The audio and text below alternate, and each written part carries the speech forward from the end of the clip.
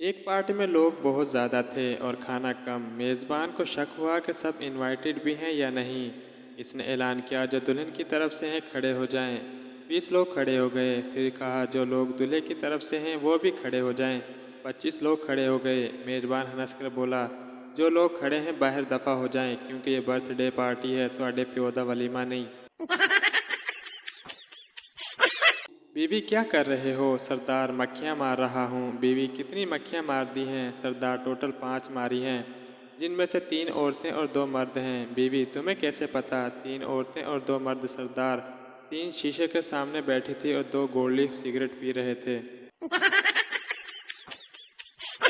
एक मुर्गी ने बतख के साथ शादी कर ली। मुर्गा बोला, हम मर गए थे क्या? मुर्गी, नहीं, मैं तो तुमसे शादी करना चाहती थी, मगर अम्मी की ख्वाहिश थी लड़का नेवी में हो। एक शख्स ने एक बुजुर्ग से पूछा, दुनिया में दोस्त और दुश्मन की पहचान कैसे की जाए? बुजुर्ग ने गौर से सुना, फिर जेब से एक माचिस की डिबिया निकाली, उसमें से 2 तीलियां उठाईं। एक तीली वापस रख दी और एक तीली को तोड़कर उसके 2 हिस्से किए। अगला हिस्सा फेंक दिया और पिछले हिस्से को कान में फेरते हुए बोला, पुत्र, मैनू नहीं पता। एक औरत की बहू घर का कोई काम काज नहीं करती थी। इसने एक दिन अपने बेटे से बोला, मैं उठकर झाड़ू पकड़ूंगी, तुम कहना अम्मी रहने दें, मैं लगाता हूँ झाड़ू, शायद इसी तरह इसे कुछ शर्म आ जाए। माँ झाड़ू लगाने लगी तो बेटा आया, अम्मी अम्मी आप रहने दें, मैं करता हूँ। बहू ने ये सब देखा तो एकदम बोली, अरे झगड़ा किस बात का? ऐसा करें, एक दिन आप लगा लें और एक दिन अम्मी लगा देंगी। एक बादशाह ने खुशी में सारे कैदी रिहा कर दिए। अचानक इसे एक इंतहाई उम्र रसीदा शख्स नजर आया। बादशाह ने इस कैदी को बुलाकर पूछा, कब से कैद हो? बुजुर्ग ने जवाब दिया, आपके अब्बा के दौर से। ये सुनकर बादशाह की आंखों में आंसू आ गए। उसने सिपाहियों को हुक्म दिया, इसे दोबारा कैद कर दो, अब्बा जी की निशानी है। एक बार एक इंजीनियर अपनी चारपाई पर मच्छरदानी लगाकर लेटा हुआ था। इसकी मच्छरदानी में एक सुराख था। मच्छर बार बार इस सुराख के जरिए अंदर आ जाते थे। इंजीनियर परेशान हो गया। इसने मच्छरदानी में एक और सुराख कर दिया, रासियात, और दोनों सुराख को पाइप के जरिए टच कर दिया।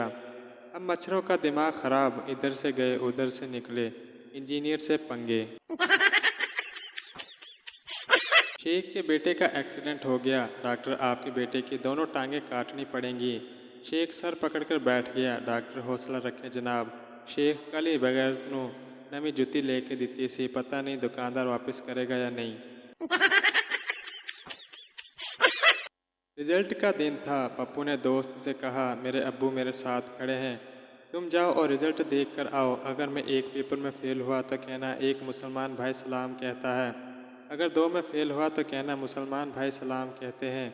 दोस्त गया और थोड़ी देर बाद वापस आकर बोला, पूरी उम्मत मुसलमान तुम्हें सलाम कहती है। वो लोग जो सोने की कीमत में इजाफे से परेशान होते हैं। पाकिस्तानियों की कुछ अच्छी आदत, साबुन जब ख़त्म होने लगता है तो उसे नए साबुन के साथ लगा देते हैं। टूथपेस्ट ट्यूब को रोल करके आखिरी कतरा तक इस्तेमाल करते हैं।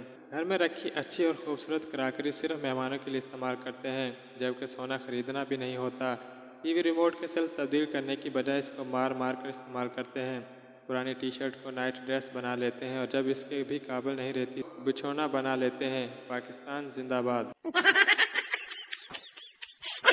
शोहर, मैं आपकी बहुत इज्जत करता हूँ। बीवी, कितनी? शोहर, इतनी कि अगर आप बेड पर बैठें तो मैं सोफे पर बैठूँगा। बीवी, अगर मैं सोफे पर बैठ गई तो? शोहर, तो मैं फ़र्श पर बैठ जाऊँगा। बीवी, और अगर मैं फ़र्श पर भी बैठ गई तो? शोहर, तो मैं एक गड्ढा खोद कर इसमें बैठ जाऊँगा। बीवी, अच्छा, अगर मैं गड्ढे में बैठ गई तो? शोहर, तो मैं इस गड्ढे में मिट्टी डाल दूँगा, क्योंकि आपको इज्जत रास नहीं आ रही।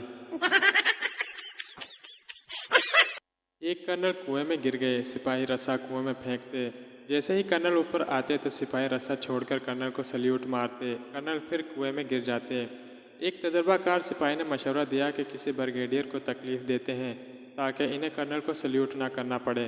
ब्रिगेडियर ने रस्सा डाला। कर्नल ने रस्सा पकड़ा और ब्रिगेडियर ने खींचना शुरू किया। जैसे ही कर्नल किनारे के नज़दीक पहुंचे और इनकी नज़र ब्रिगेडियर पर पड़ी तो इन्होंने रस्सा छोड़कर ब्रिगेडियर को सल्यूट मारा और फिर से कुएं में गिर गए। बार बार यही हुआ। आखिरकार कर्नल की कुएं से आवाज़ आई, कमबख्तो किसी सिविलियन को ही बुला लो। अक्लमंद औरत वो है जो अपने शोहर के खर्चे करवा करवा कर ऐसी हालत कर दे कि वो कभी किसी दूसरी औरत का सोच भी ना सके। मैडम काका, सुबह सवेरे उठा करो, इसके बहुत फ़ायदे हैं। देखो जो चिड़िया सुबह उठती हैं उनको कीड़े मकोड़े खाने को मिल जाते हैं। काका, मैडम जी, जो कीड़े सुबह जल्दी उठते हैं उनको जल्दी उठने की सज़ा भी तो मिलती है। सरदार जूते की दुकान पर गया और बोला, बड़ी गारंटियां देते फिर रहे हो। जूते ने तो 2 दिन नहीं निकाले। दुकानदार, हुआ क्या जनाब? सरदार, उठा ली है किसी ने। एक पठान के अंदर जिन चला गया। 3 दिन बाद जिन खुद एक आलिम के पास चला गया। जिन ने कहा, खुदा के लिए मुझे बाहर निकालो, नहीं तो मैं नस्वार खा खा कर मर जाऊंगा। बाबा, बेटा क्या काम करते हो? लड़का, मैं भलाई का काम करता हूँ, लोगों को गुनाहों से बचाता हूँ। बाबा, मतलब? लड़का, लोग टीवी देखकर गुनाह करते हैं, घरों में एसी लगाकर जहन्नम की गर्मी को भूल जाते हैं, रात को एसी लगाकर अल्लाह की याद से गाफिल होकर सुकून की नींद सोते हैं, रोशनियाँ करके कब्र के अंधेरे को भूल जाते हैं, मोबाइल चार्ज करके नामहरम से मोबाइल पर आशिकी करते हैं। मैं इनको ऐसा करने से रोकता हूँ। बाबा, वो कैसे? लड़का, मैं वापडा में हूँ बाबा जी। बाबा, लख दी लानत है। एक फकीर घर के पास आवाज़ लगा रहा था, कोई बाबे नू रोटी खुआ दो।